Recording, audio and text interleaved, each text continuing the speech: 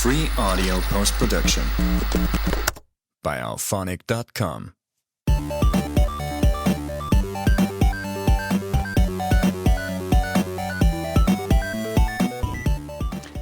And welcome to a Couple More Minutes podcast, where two veterans of the animation and video game industry talk about exactly that, animation and video games. I am one of your hosts, Jeff Gabor, and alongside me, as always, is...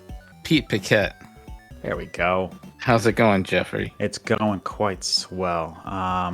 As always, we encourage people to reach out to us. You can email us at acouplemoreminutes@gmail.com.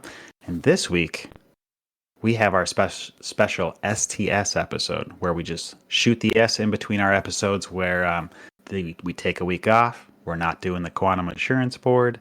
We're just talking whatever's on our minds.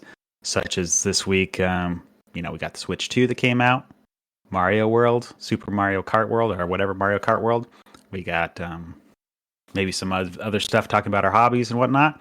So it should be a fun episode. But first, Pete, we are revisiting the classic section where we used to talk about animation tips of the week. Yes, I remember those fondly. Yeah, so back in the just a few more minutes days, we did this on every episode, but sticking it in these STS episodes. So this week, animation tip, we talk about shooting reference for video games. Now, we haven't given animation tips since I jumped over full-time to doing animation for video games, which is very different than feature film. Yes, it is. So, the first thing I noticed basically is, well, you can't animate to a camera anymore, right? Like, you can't guarantee how the player is going to see it, or how someone else, especially in a multiplayer game, how they might see it. So what ends up being emphasized is less the silhouettes and more the body mechanics. And so when you're dealing with body mechanics, I find it very important to know what things look like from the side and the front, or unless you're doing the player camera from behind. So I think what has helped me a ton is to make sure that all your acting, review your performance, find the take that you really like, and you're like, okay, that's it, that's the performance. And then you just repeat that exact performance by performing it from a side view. And try to make it as similar as you can. Take that into some comping program, and now you have a front and a side view where you can then easily pick apart the body mechanics. Because you'd be surprised how much you lean back or lean forward that you completely miss from just having reference from one particular view. And it makes a huge difference when you're trying to nail body mechanics that are going to be seen from the entire round. It speeds up workflow a ton to just do that small extra step. And it's made a big difference in speeding me up in terms of my video game animation. Yeah, when I was working doing emotes for Overwatch, it was all front and side. Yeah. All day long. And really, if you could get it looking good from those two angles, it'll look good from pretty much any angle. Yeah, totally. Yep. Yeah, you don't need to go overboard and shoot 3 different views and a 3/4 view and all that. Then you're just going to be overwhelmed. But yeah, you're right. Totally. Just those 2 views and you'll pretty much have it nailed. The one thing, though, with that I've noticed being a huge difference between feature film and game animation is everything seems to, just because of the necessity of video games, everything has to be sped up. There's just no time to actually deliver the natural timing of things. So I would say the timing of the reference is basically garbage. You really got to interpret it yourself, but at least you can get the general mechanics worked out. Yeah, Bummer. The timing is definitely, especially if you're dealing with gameplay animation. Yeah, exactly. Then you really gotta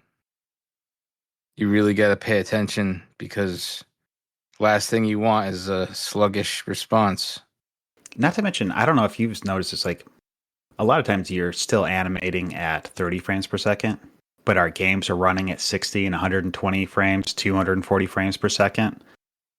And everything gets squishy, mushy, gross It's like, and it feels like the only way to counter that is actually to artificially speed up your animation a bit, and it actually does feel better. At least I've noticed that considerably.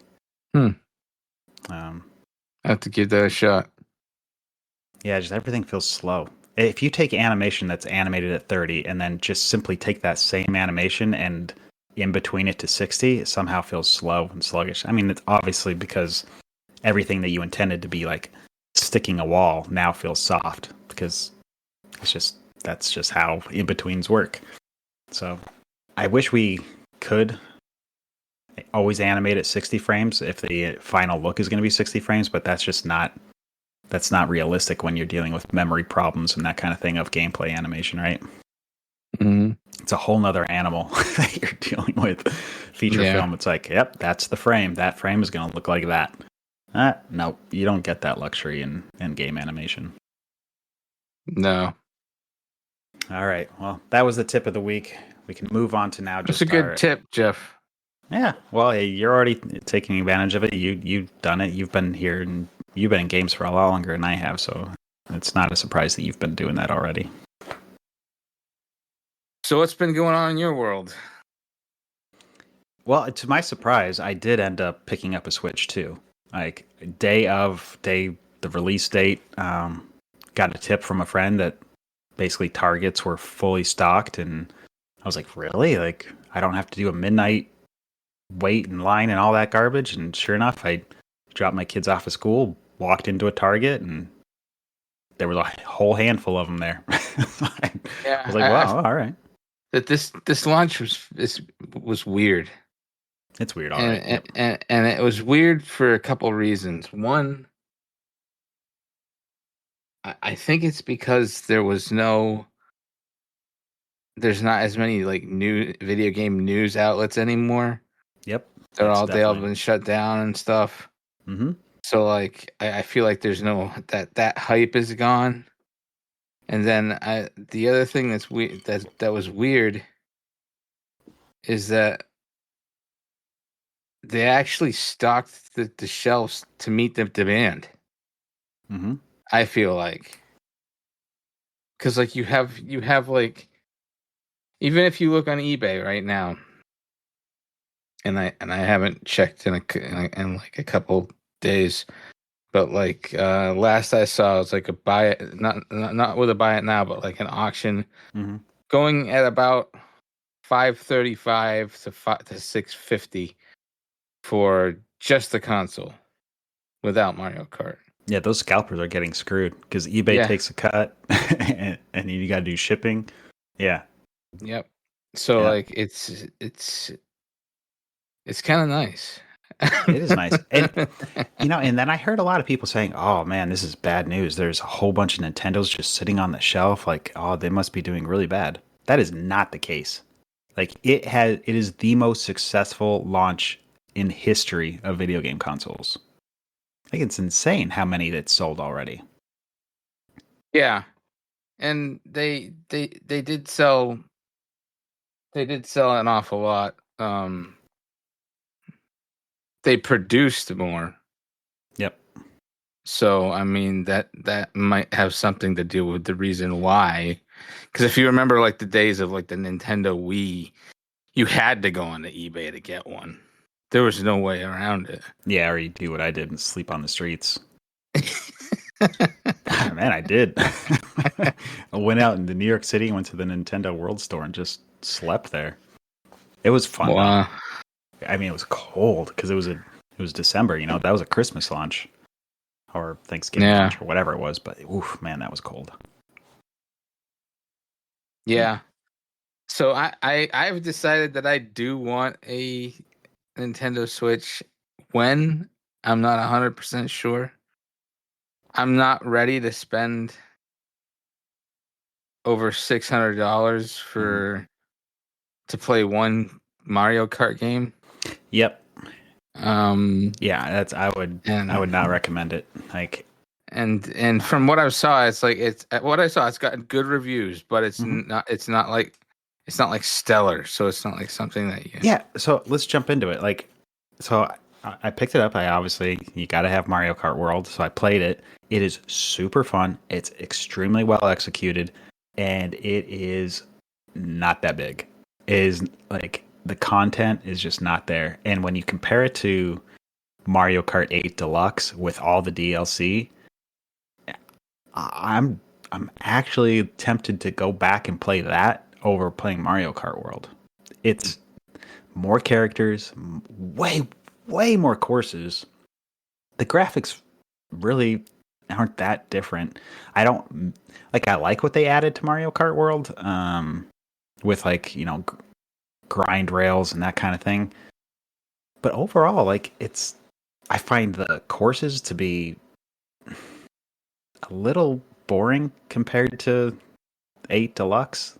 Like, Yeah, I heard that about the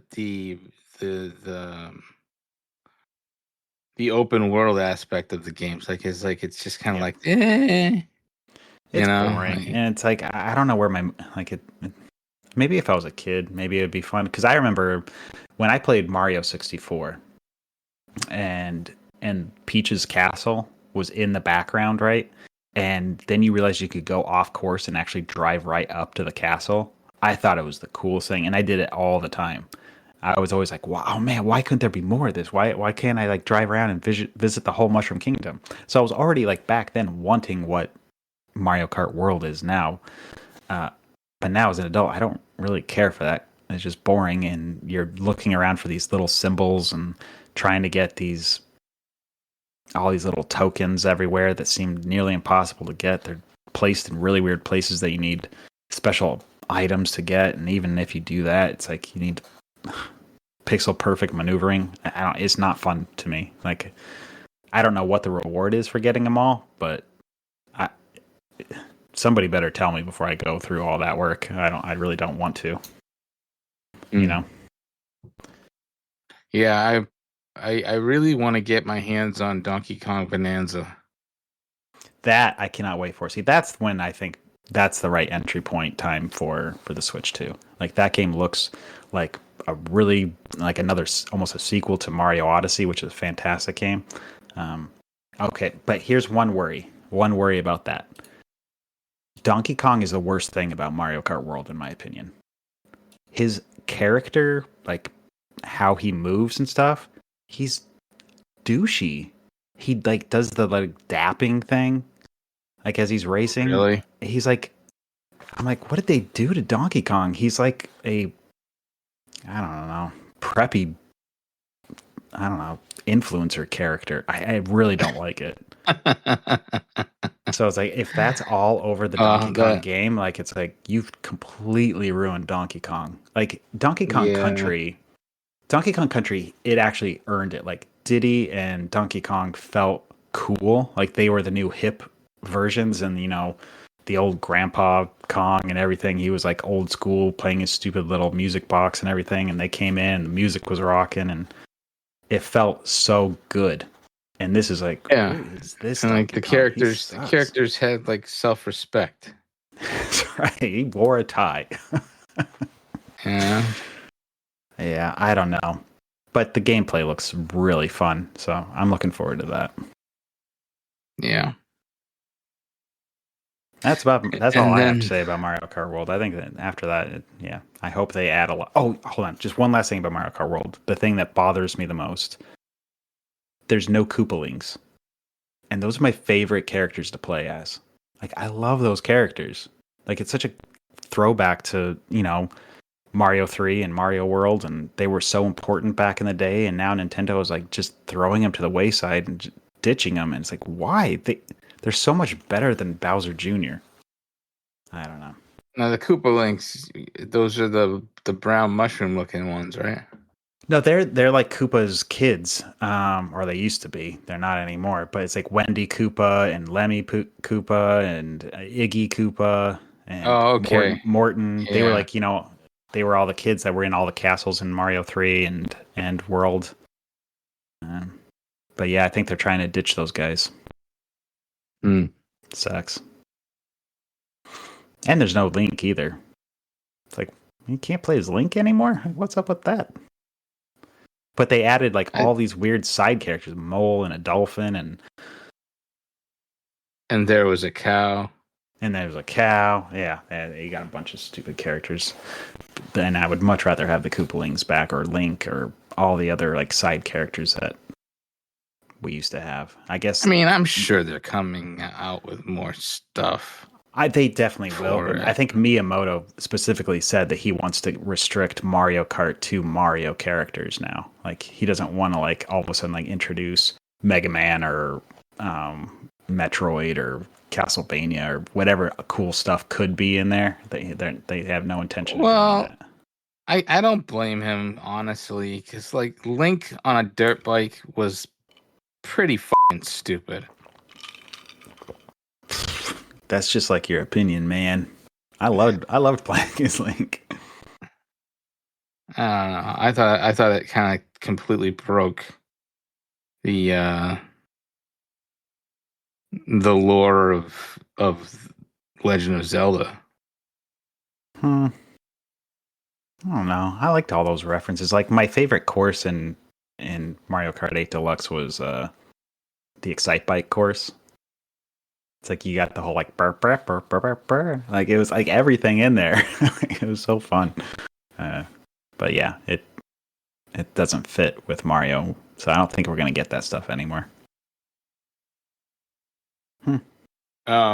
You also went on a Mhm. trip recently and found a couple hidden gems. Oh my gosh, they're so cool. So I thought I had lost these two items, and they were sold at some, garage sale or whatever. But back in the day, Nintendo had a series of trophies that they would sell. And they're not trophies like a gold trophy or anything like that.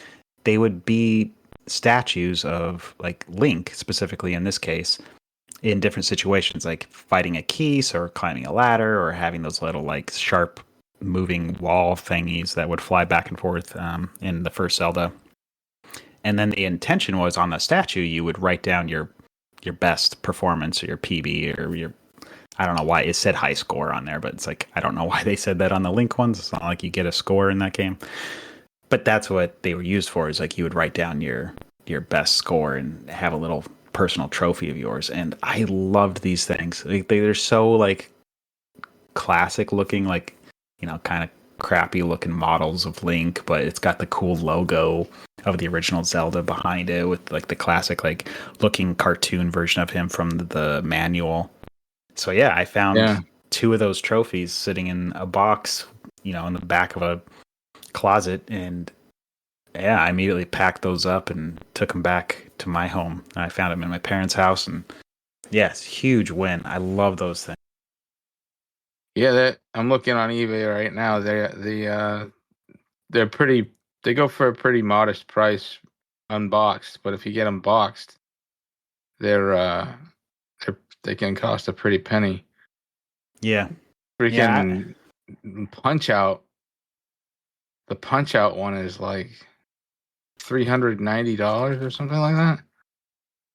There's, I mean, if you have never seen these $350. things, you should definitely take a look at them. I've never come across them at any convention or anything like that, and you would think that would be the kind of thing that would show up. Yeah, I've never seen these before. When you showed me a picture of them, when you texted me the picture, I was like, "What is this?" Like I've never seen this before. It's like one of those obscure like world of Nintendo things. Yeah, they You made a know? lot of licensed weird products that are kind of off model and funny looking, but I think the Zelda ones are some of the coolest. Like the Mario ones look really funky. Yeah. It's like you get one of them's like Bowser. I'm looking at the picture of that. It's like, wow, is that off model? Yeah, but that actually the Punch Out one is actually pretty cool. It's got King Hippo there, and little Yeah, map that Punch there. Out one's freaking That's awesome. cool. Yeah, Not wow, that's spending $350 on it, but no, not gonna do that. It'd be cool if you could find one at a convention, though. I would pick those yeah. up if I saw one sitting there. That's awesome. There's one of Mario squishing Goombas, and the Goombas are like so tiny and off model. It's so Yeah, bad. It's so bad. they're like screaming. Yeah. I would really like to pick up the last Zelda one that I don't have. Someday. Oh, looks like actually I've never seen that one before. It's like him fighting a dragon. Oh, Crazy. really? Yeah, I've never seen that one. It's like one of the heads of the Gleeoks. And I guess there's one that you fight there's one that's a mummy, and then another looks like maybe a Tektite or something. $70 for the two of them. Maybe buy it now for $70.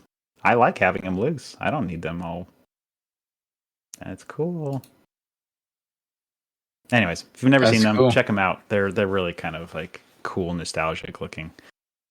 NES trophies. Yep.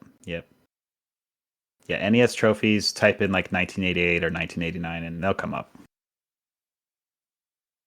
I actually got a piece of hardware that I'm pretty happy with. It's called the Analogue Pocket. Oh yeah, I've heard of those. I don't know much about them though. Can you explain? Well, they're FPGA, Uh-huh. and they are it plays Game Boy and Game Boy Color games. Man, it looks so slick. Yeah, and it's made well. Like it's hefty, you know. Does it actually? Is it able to play the actual cartridges too? Yeah, that's what it plays. That's so cool. Yeah, it plays the actual cartridges. But if it's FPGA, that must mean it can probably do some sort of emulation as well, right? I haven't figured out how to do that yet, but I'm sure there is something. Yeah, because if people don't know, FPGA basically means it's a hardware emulation rather than a software emulation. So rather than you loading up on your computer some emulator and then loading up ROMs that way, and basically it's pretending to emulate the systems and then emulating the games. This is actually it pretends it's the hardware, and it becomes much more true to the original like experience. So it's definitely the way to go, and that's why FPGA is like the gold standard of playing retro games. Yep. I have an FPGA NES. It's not an analog one. It's the retro ABS. Mm-hmm. Yeah. But it plays anything on the system. Like if you try to play like a ROM hack or something on the Retron 5, it won't work. Mm-hmm. But if you play it on an FPGA, it'll totally work. Right, exactly. Because why wouldn't it? If it knows it's the NES, it's running it the exact same way, so of course it's going to work. Yeah. And a lot of really smart people backwards engineering those original devices and making sure it's really as true as possible. That's what you came over one of those days, and I got to show off my Mister that I have, which is an FPGA project where people are completely redoing many of the systems, the NES to Genesis to TurboGrafx 16 and Saturn and Sega CD. It's got everything all loaded on there at the same time, but it costs a pretty penny, and you kind of got to build it yourself, like the actual hardware. So it's a bit of a pain in the butt, but I still would like to do that someday. It's awesome, man, because if you get the right ones, you get digital and analog devices ready to go with it. Like you can go ahead and plug in an old CRT, or you can plug in an old TV, or you can actually just go straight to a modern television with HDMI. And then it also has ports for all the original controllers if you want. So if you really wanted to do a light gun game, you can do it with that, and it's just like playing the old stuff. And it's cool. It's really, really smart. And what's also great for streamers is you can do both outputs at the same time. So say you wanted to do Duck Hunt, but it's like you can't do Duck Hunt and stream Duck Hunt because it just doesn't work on modern monitors. Well, you could split it, have the digital go out to your capture card, and then have the analog go to your TV, play it, and it'll work. Crazy. It's so cool. So it's obviously just a bunch of stuff all in your room because you need several monitors and a CRT and all that jazz, but it's possible. Dig it a lot. Just it's pricey. That's all. Yeah, it is pricey. What do they go for now? Oh, let's see what they're going for now, because it was a couple years ago that I bought it. Let's see, Mr. Oh gosh, how do you even? I'm trying to think because they spell it super funny. MISTER, right? Yeah, there's a one on eBay for $280. That's not too bad. There's one on eBay for $600. Oof. So I go to this website called Mr. Add-ons. So it's mraddons.com. And that's where I bought mine. And so you go for a pre-configured bundle, that's going to cost you $430. You can get I don't know what is the difference with that pre-configured. Oh, it's sold out. Yeah, that's why. So you can get like it without the kit or without the box. It's just like looks like a stack of. Anyways, it's going to cost you over $500 once you go all in and get all the little accessories that you need. It's going to be over $500. Damn. For sure. Yeah. Yikes. Yeah. So it hasn't come down at all. If anything, it almost seems like it's gone up. Anyways, yeah, that's good. The other thing I've been doing is I've been playing Mylan's Secret Castle for the Ministry. And you liking it? Is that spoils? Oh. Oh boy. We'll just leave it at that. All right, because I never gelled with that game because of like everything is like when it says secret, the whole dang game is a big secret. It's like every little block is like secret. Like every little thing you got to tap on to see if there's something hidden everywhere. It's so annoying. It's such a bitch. It's like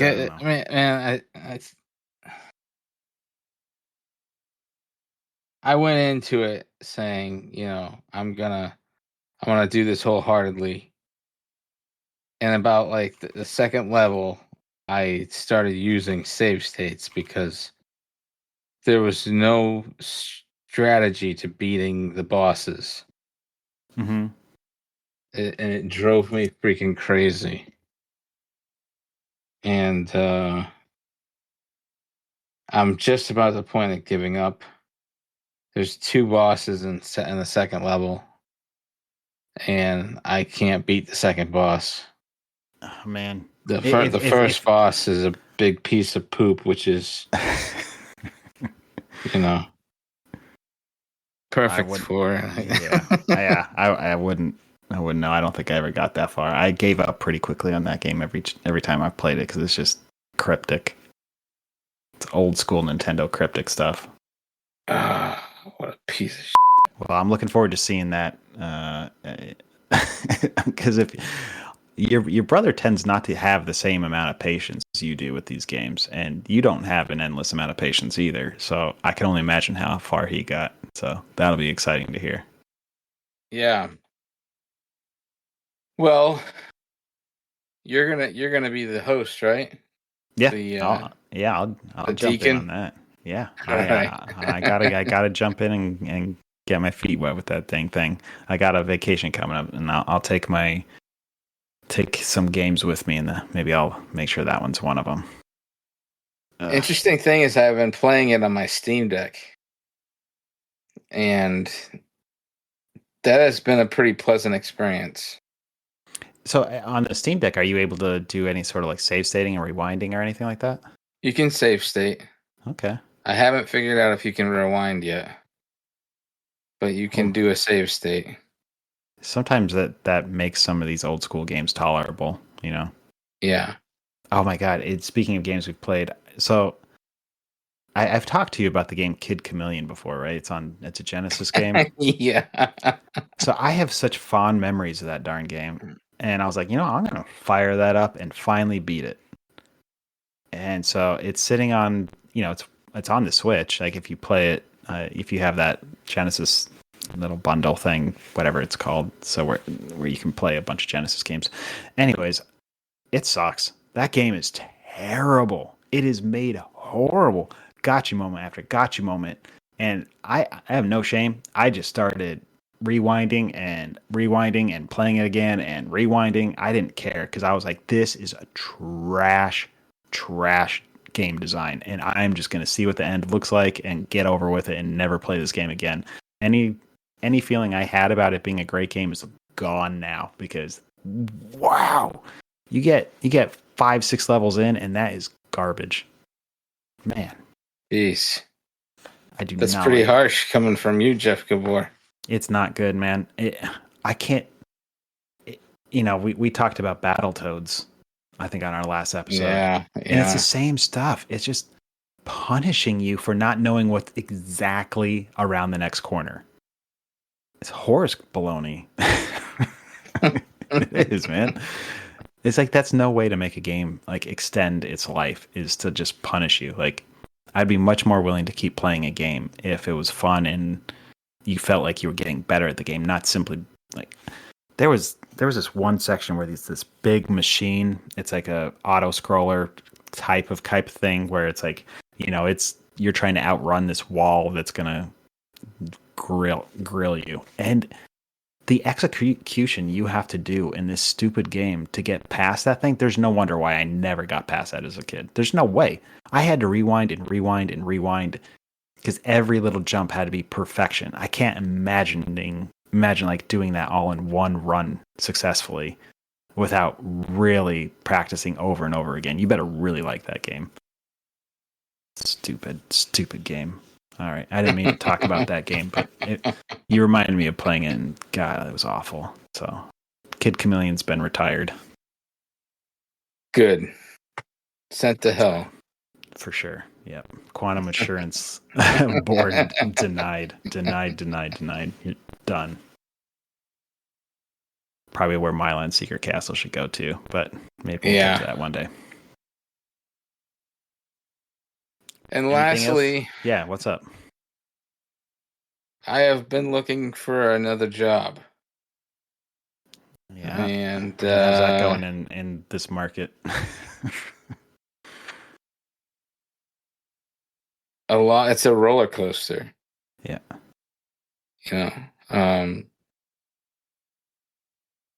I come from an era where, if you know how to animate and you are a good animator, all the secondary things can be taught to you. Mm-hmm. But now it's expected to where you know all this stuff. Like, for instance, if I was to tell somebody, the animator starting now, I would say to really specialize. Like, cause like, I mean, there's like specialize in what you mean? Yeah, face. There's like facial animator. There is cinematics animator. There's gameplay animator. There is traversal animator, whatever the hell that is. All these things. Yep. All these things that make that are definitely require different skill sets, but it just feels now that I am a generalist, an animation generalist, when I'm applying for these jobs, and they don't want that. Yeah, I've run into it. Yeah, it's similar in terms of the knowledge that you have, that animation alone, like having experience as a feature film animator, isn't really what they're looking for anymore. I was noticing a lot that they're asking for basically technical experience. It's like, feature film animators are some of the best animators in the world, and they know a great deal about body mechanics and executing actual animation to look solid. But yeah, okay, like I don't understand how to apply that TDIA technical, direction animation and apply it inside Unreal or Unity or anything. Like I just don't. I that's not to me. Oh man, it's like, aren't there? Isn't that why you were? I know you were just saying too specialized, but those feel like two completely different skill sets. Like to me, that's like I wouldn't ask Glenn Keane to start inking his own illustrations. That's different skill set, and he's wasted on that. Like, don't you want his raw animation and for him to do as much as possible? That is a perfect analogy. I don't get it. Like, well, what is this like desire to start taking the artists and turning them into like technical computers? Like, you're wasting the actual animation talent. I don't know. But yeah, I've run into that, and like I can feel the walls closing in, that my time is running short on being able to just be an animator. It's like, you better start getting those technical skills up or you're going to be gone. Yeah, like I have one opportunity that's pretty nice. It's hand keyed animation. Mm-hmm. It doesn't pay very well, but it's hand key animation, and it's something that I would love to do. Yeah. But like I'm on the fence now, because it's like, okay, do I spend my time in between jobs doing something I love or doing something I need to be marketable? Man. I know, man. I think there's a lot of animators in that position right now, because I keep going to like, why did I get into this industry and like what made me happy? And I don't want to be sitting in a job that I don't like just because the industry is moving that way. Like, I gotta believe that we can still find a way to get paid to do the stuff that we really love to do. Yeah. But it doesn't seem to. It's certainly not as common or available as it used to be. That's for darn sure. Yeah. Yeah. So that's been my experience. I've been searching for about maybe a month now. A lot of ups and downs.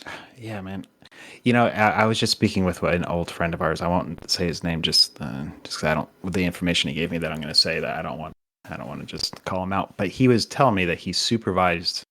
He was the supervising animator to a feature film, and he was paid $90,000, and that is bananas. Yeah. I don't know. Some people might think that's a lot. To be the supervising animator of a feature film and you're paying $90,000, that is peanuts. Especially when it's like the gigs are, temperamental or temporary. It's like you got a year contract, maybe if you're lucky, 2-year contract, and then it's gone. And then you got to refind work again, and then you have that on your salary as on your resume, that's what your salary you took. And so then the next one, they're going to just lowball you, and it becomes this diminishing returns of what you can make. It is scary. So scary. I think I have a hunch on who you're talking about, but I won't say. Yeah. Scary, man. It just should not be that way. In my book, if you're supervising a feature film animation that could make, I don't know what the ups and downs always of what it can make, a supervising animator should be making over 200. I'm sorry, they should.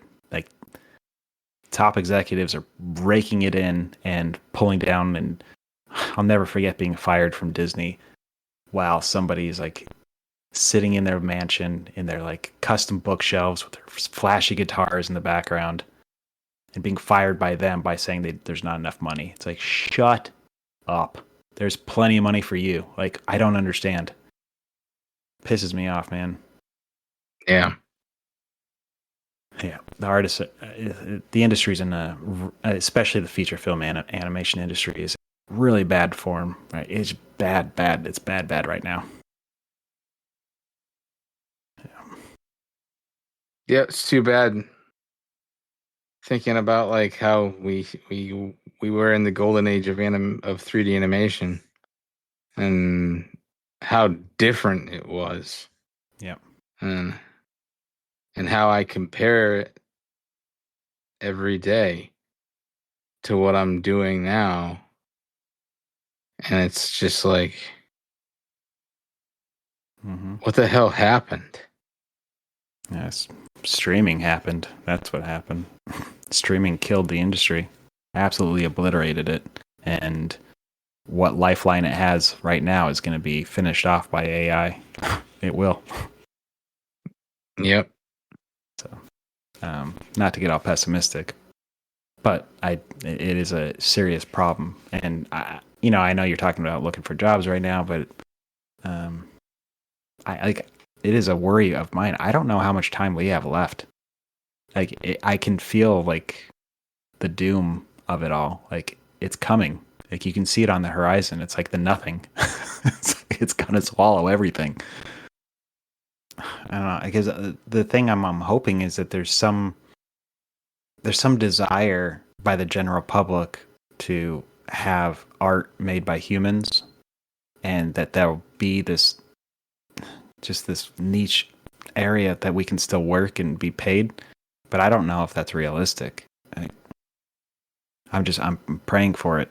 But more and more AI is taking over animation and certainly concept art and coding and everything. And it's super worrisome. And, I think a year and a half ago, people were acting like I was crazy that it was coming. And then now it's really happening. And then I think 5 years from now, I'd be shocked if you and I both have jobs at the same time ever again. I think we're always going to be scrounging for work. But to that, I'm hoping people, like I said, still desire art made by humans. And that's why, like, on the side, like, I stick to my guns of, like, working on stuff that makes me happy and not overly investing in, okay, I'm going to start to teach myself TDIA work of stuff I don't want to be doing, or specializing in facial animation of, what's the metahuman or something like that. I don't want to be doing that. No way. So, like, I put a video online of where I stopped on it, but I was working on this game called Pete's Nightmare, which is based off of your Puppet from our old Treehouse games. I worked on that game for about 2.5 years, I would say, something like that.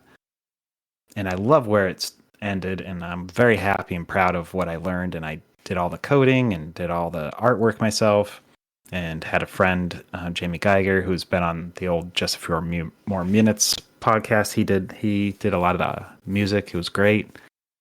And so I'm really proud of it, and I'm moving on to like on another game that's I feel really passionate about. Right now it's called Oracle in the Flower of Life. And I really hope there's an audience that is like, hey, I didn't use AI artwork. This is if all its bruises and bumps and ugliness is all there because it's made by a human. I just got to believe that it's going to find its place, and feeling somebody's individual passion and story behind it will find its way to people and be desired. Yeah. I hope it works out for you, man. I hope so. I need more help. I need help with it. Like, at this point, it's like I'm making it in Game Maker, which I really love it. I'm for anybody that's listening. I doubt anybody is listening that knows this stuff. But I'm using Game Maker, and I'm not using the drag and drop. I'm doing the actual like hard coding, the GML. It's nice. Really it's really powerful in terms of what it can do, and I think the game has a really good message. It's for years I wanted to make this a short based off of an old friend of mine from high school who he ended up joining the army, and when we graduated high school, that was right during, the big early 2000 war heading over to Iraq and stuff, So he came back and he had seen some stuff. And so he ended up committing suicide. And he left this note. He left a suicide note that they read at his funeral. And for a while, I was like, oh man, I wonder if I can honor him, because he wanted to be an animator, but he was using, he was going to use his GI Bill type stuff to actually get to college. And obviously he never made it. But I was like, all right, maybe animation would be a good thing to honor him and honor that suicide note, because it was a really beautiful poem that he wrote. But now I'm like, it feels exactly right to turn that story and that messaging and take it loosely based off of that and turn it into a game. So it means an awful lot to me, and it's like I want to see it through. So I think I'm gonna need help eventually. I got Jamie doing music again, but it's just so much to tackle just by yourself. So I need somebody that knows Game Maker and that really knows game development, that wants to help. The game is more Zelda-like. Is that right? I would say if you took Hyper Light Drifter, smashed it with a little bit more Zelda and a little less run and gun, and be like that, maybe? I don't know. I would say if you like Hyper Light Drifter, you would like this. I think most people I've shown the game to, they immediately are like, oh, this is Hyper Light Drifter, right? It's like, yeah, it does look a lot like it. So if you like that, I think you would like this. So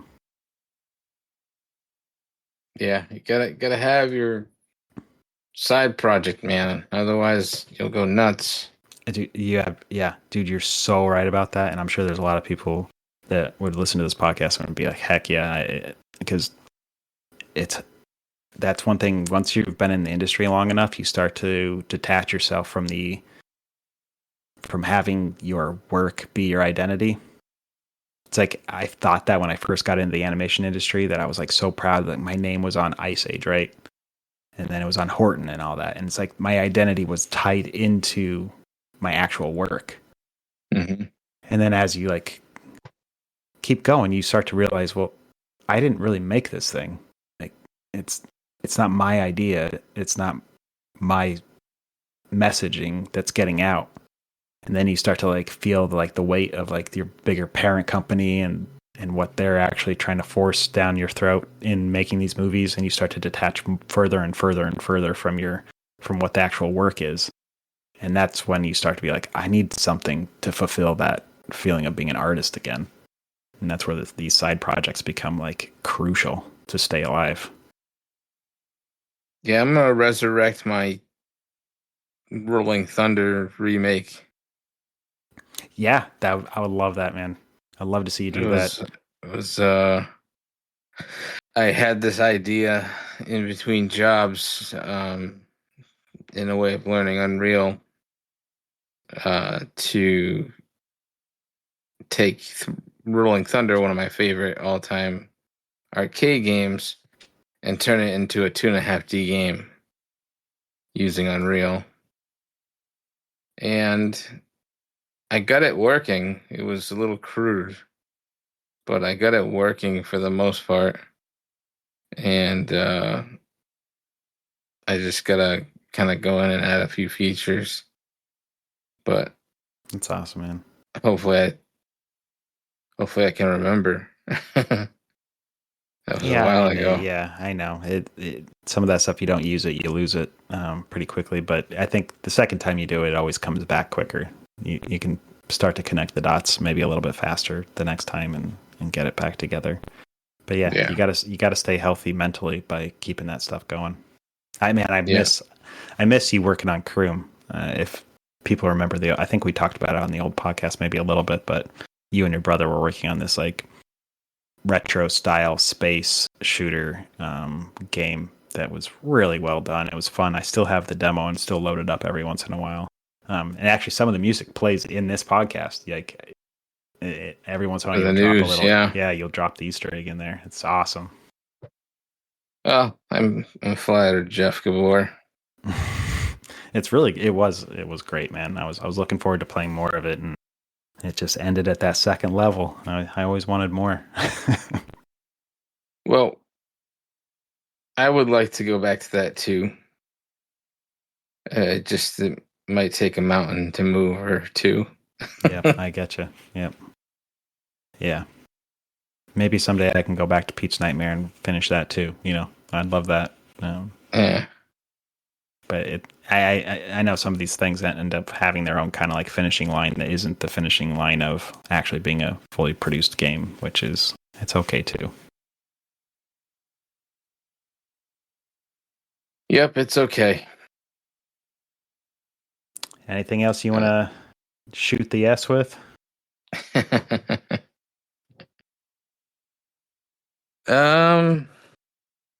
No, not really. I think I covered everything I wanted to talk about. Oh, man, we just got to keep our chin up and keep moving forward and take those side projects and make them our little happy place. And hopefully that will never go away. And we just got to make a living. That's all I want. It's so sad, but I just want to pay my mortgage. Like, just please let me just get there. Just let me pay my mortgage and get my kids in college, and then you can take my money away. But just let me get through that. Yep. Yeah. Definitely. All right. Well, again, you can always reach us at acouplemore minutes@gmail.com if you have anything you want to add into that. Comments or questions are welcome. If you want to, I'd be happy to show off images of Oracle if people are interested, or Pete's Nightmare. If you want to play Pete's Nightmare, the demo is freely available. I'd be happy to play it or let you play it. And it's been awesome seeing some people weigh in and actually take me up on that offer. And oh man, it's so rewarding seeing people play your game. And yeah, like I said, I really like where it ended. So it's nice to hand that off and have it be seen by at least a couple people. Having 20 people play is pretty cool. It's a far cry from thousands, but it's still awesome to see that. I think the biggest issue with it is the reason why I ultimately put it down is because it was just a little too much inside ball. It's like it was based off of the old Treehouse episodes, which are very much like local to it's blue sky animation department stuff. But it got me to learn all the tools that I need to actually move on to a game that can talk to a wider audience. And so that way it was very successful. I had a blast with it. I mean, I'm biased, but I thought what you had, even if you took the treehouse out of it, just felt so genuine to what you were trying to do. Yeah, thanks, man. Yeah. Yeah, a lot of love went into it, that's for sure. All right, man. Well, next episode, we'll be back taking a look at the NES Rescue Embassy. The Quantum Assurance Board is going to give its review and let you know what you all think. I have played a little bit, Pete. I think I have too. I think I need to find the manual because it's a little rough right now. I'll tell you that. Well, I don't know what's going on. The hardest part is the rappelling. Rappelling? I ain't even got rappelling. I'm just walking the streets trying not to get shot by spotlights. That's it. That's all I've done. I can't do it. I can't get past it. What the heck is going on in the game? Yeah, read the manual. Okay, well, maybe I should do that. All right, well, this has been just a couple more minutes where two veterans of the animation and video game industry talk about exactly that. Animation video games. We actually talked about some animation this time, so that was good. We did. We talked a lot about animation. All right, well, I'll join you next time, and we'll finish up that Rescue Embassy. All right, man? All right. Take it easy. Right. Yeah, cheers, everybody. Bye.